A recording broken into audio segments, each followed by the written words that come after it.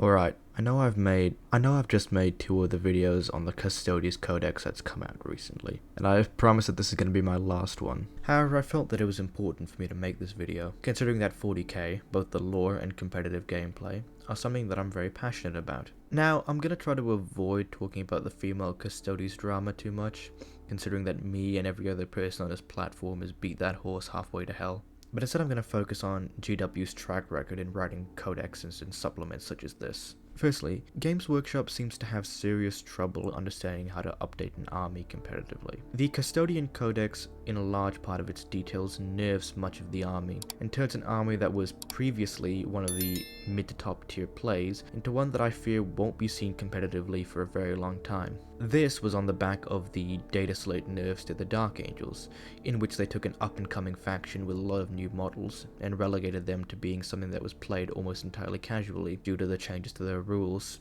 GW, in my opinion, has struggled a lot in how it wants to deal with the competitive community, and it seemingly doesn't quite understand internally how it wants to move forward with 10th edition, whether it wants to gradually improve less than adequate armies, or if it wants to nerf overpowered armies. But they seemingly don't understand how to balance that, and end up doing both at the same time, which is costing the competitive community quite a bit of grief. Alright, this is the part you've all been waiting for.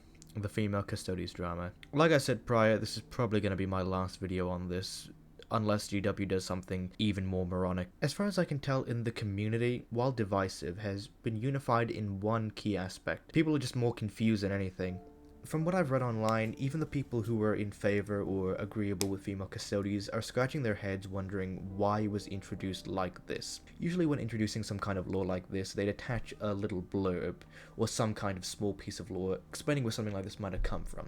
For example, they could have done something to the akin of noble houses on Terra not having any sons, requiring them to give over their daughters instead. But the issue that a lot of people have was that it seemed very slapdashed and poorly written. The codex in its entirety, I mean. Parts of the lore seemed to contradict each other, and the overall writing seemed subpar compared to previous editions. People were also curious as to why GW put something that they knew was going to be divisive and snuck it into a small portion of the lore in a single paragraph. A lot of people assume that if they did introduce female Custodes, like I said, they would include some small piece of lore about how this came to be, not simply inserted into a pre-existing codex. Along with that, a lot of people took offense at the tweet that was made in response to this, citing it as being revisionist lore, and being almost adversarial, akin to saying, "No, you fool, Custodians have always had female members of them.